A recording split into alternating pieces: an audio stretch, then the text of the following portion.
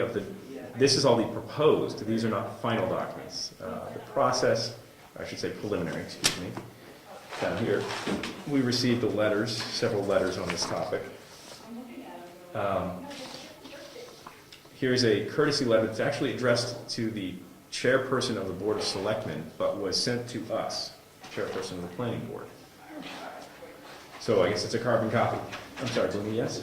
Yeah, in one small paragraph, tell me what is this all about? Okay. There's a federal flood insurance program, the insurer of last resort. Often you see these things on television, people who live on coastlines, who have built houses on sand dunes 20 feet from the water, and a hurricane is coming up the coast. Yeah, I know. And they want flood insurance. Well, the only person in America who would give them flood insurance is the federal government. Last resort. So for all of those people who have a non-conforming lot that is within a floodplain, the house was built God knows when, they're never going to get flood insurance from a conventional flood insurance program. This is their only choice. Now, where does all this come into it? This program's been around for longer than I'm aware of. I don't know when it originated. I know it's a very popular program on Cape Cod.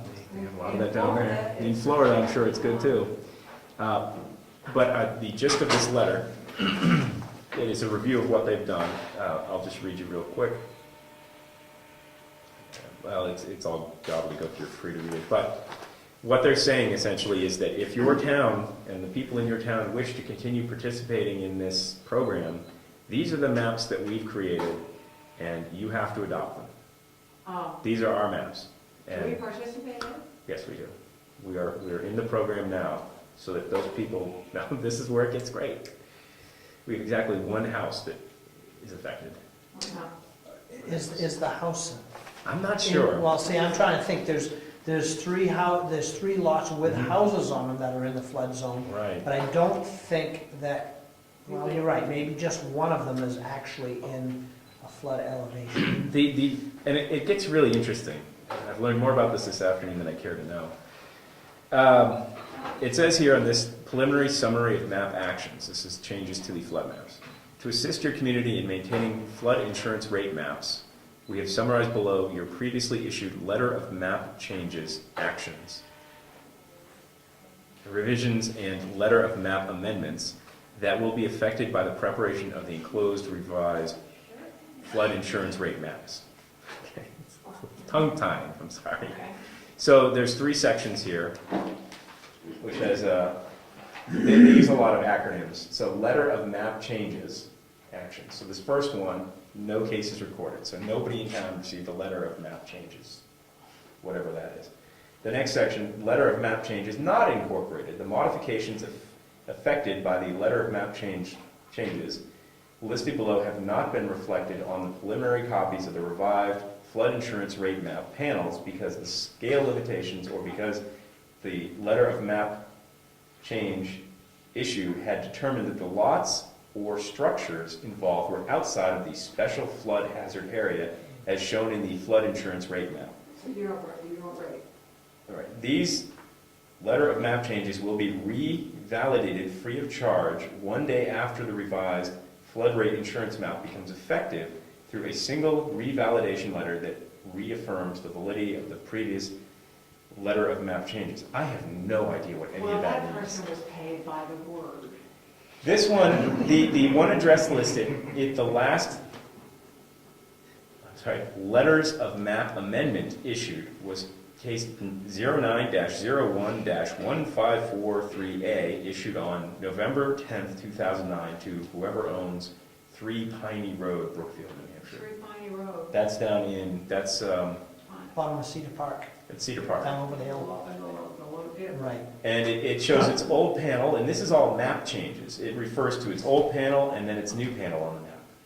So in other words, when they reclassified this map, whenever it was in 2009, they made a change then. And there's what I think they're saying, if I even understand this halfway. Well, I'll tell you what you do. You get underline the subject and verb until you figure it out. Yeah, I might just have to. I've done it.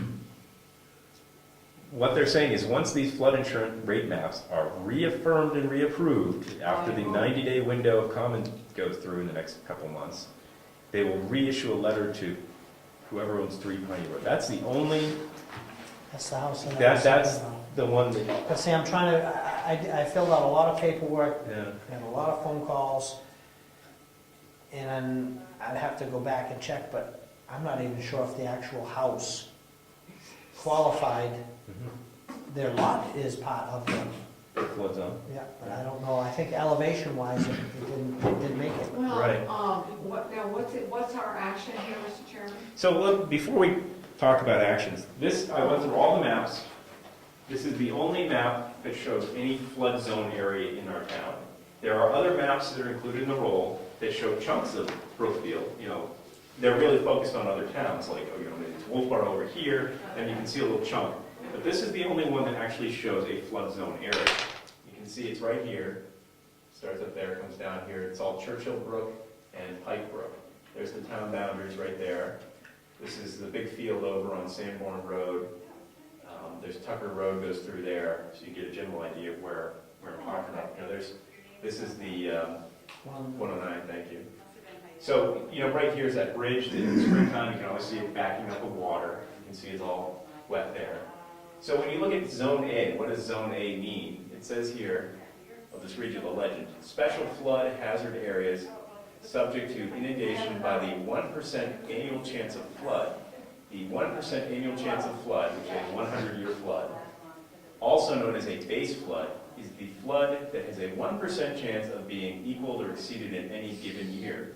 Special flood hazard area is the area subject to flooding by the 1% annual chance flood. Areas of special flood hazard includes Zone A, AE, AH, AO, AR, A99, B, and BE.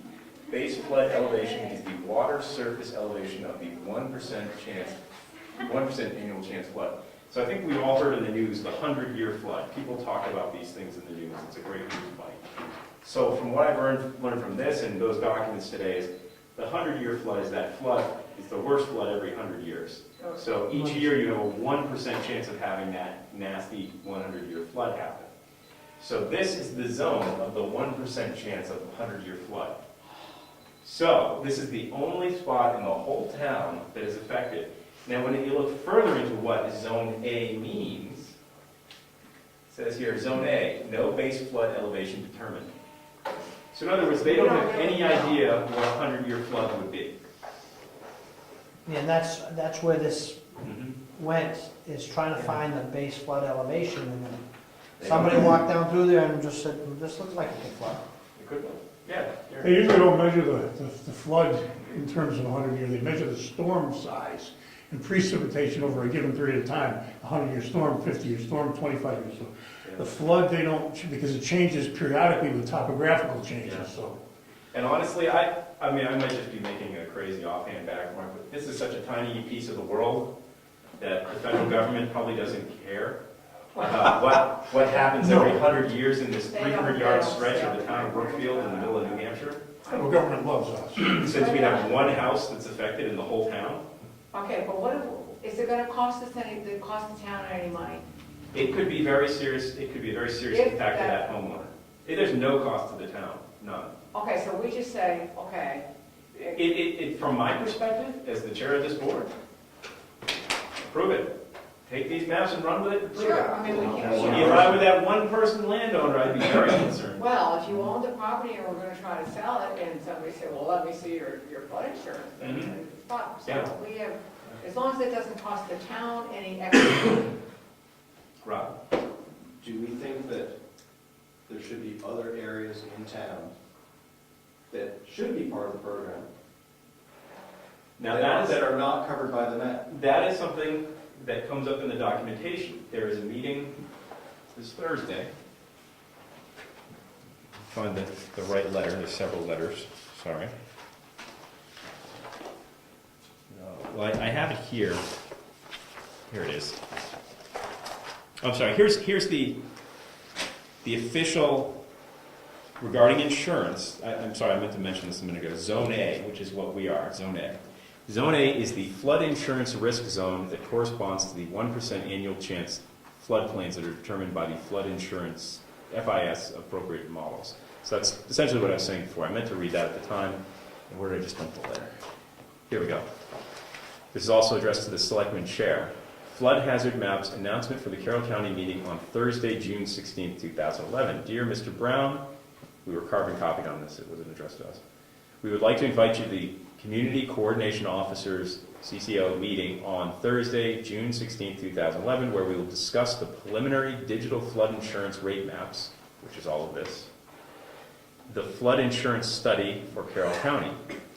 This meeting is being held to describe the map review process and address your initial questions regarding flood hazard data that was released April 29th, 2011. The meeting will be conducted by the Federal Emergency Management Agency, Region 1, New Hampshire Office of Energy Planning, and STAR, which is an acronym, they don't say what for, a joint venture mapping contractor to FEMA. Please feel free to pass this invitation along to other community officials who would benefit from this meeting. For your convenience, 2 meeting locations and times have been scheduled for Thursday, June 16th. One is 2 to 4 p.m. at the Conway Town Hall. One is 6 to 8 p.m. at Moulton Borough Public Library. Please note the same content will be presented at each meeting, so you need only attend one, but are welcome to attend both. At the meetings, we will discuss how the preliminary Carroll County digital flood rate insurance maps and FIS report were developed, and the process of reviewing and correlating the data where appropriate. We encourage all communities to participate. The meeting is particularly important for each community's planning board, municipals, planning staff, zoning administrator, building inspector, code enforcement officer, and flood hazard administrative officer. Thank you, Ed. Subsequent to the CCO meeting, we will initiate a statutory 90-day review and appeal period. Communities should examine the maps and study and identify any changes with labeling, in other words, road names, etc., as well as any areas where they may have questions regarding the data. In flood hazard areas, where the new study has been identified, a change of the base flood of a... Let me start that again. In flood hazard areas where the new study has identified a change in the base flood elevations, which is what I believe you were referring to in your previous discussion, these revised elevations are eligible for formal appeal during the 90-day period. Communities that are appeal eligible will be sent a letter approximately 2 weeks before the start of the 90-day appeal period detailing the appeals process. The letter will include the list of the base flood elevations to be published in the local newspapers and a notice of proposed flood elevation determinations, and will be provided first and secondary publication dates. The appeal period will start on the second publication date. During the appeal period, the community officials and/or other interested parties may submit scientific or technical information that would serve to refute proposed modified base flood elevations. So in other words, they will notify us officially if our base flood elevations have changed. However, from the way I read this, no base flood elevation has been determined for our little stretch of the world there. I don't see anything just yet. I'm checking the map. Did you check the maps to see? I tried to find Sanborn? I tried to find it, but I couldn't find it in there. So that means they haven't established one. Right, and that's what Zone A is nothing has been established. Blank. Right, they believe it's a flood zone, but they don't have any established data on it. So but the question that was asked, I believe it was Rob's question, is are there other places in town that should be covered by this? The only other place I know in town that's squishy is up near Rob's house, right? You get all that water up there, right? That's ours. It's Brookfield, there's water. Brooks. Field. But it's not like the kind of water that floods people's houses and destroys them and washes them away. Well, it depends if the sky's opened up and the fountains of the deep start coming Yeah, out. what happened, that 100-year flood, I mean, that's like, that's the worst case, right? You've got ice That's the one. jamming the street. Rivers and everything. Yeah. And you get, some horrendous nor'easter come through and dump 14 inches of rain Yeah. on top of 14 feet of snow, and the water has nowhere to go. Right, and that's the 100-year case. Right? Yeah. It's So we like, had a 100-year storm, what, 7, 8 years ago, something like that? The Mother's Day flood. Yeah, so, 6 years, I don't know. The So, year after that, we had a 50-year flood. Yep. So what are the consequences of being in a floodplain or not in a floodplain? Well, if you're, I recall when going through my mortgage process, when I went through my mortgage process, it was very important to the lender to determine if I was in a flood zone. That's right. Because you need to have flood insurance on your mortgage, on your house if you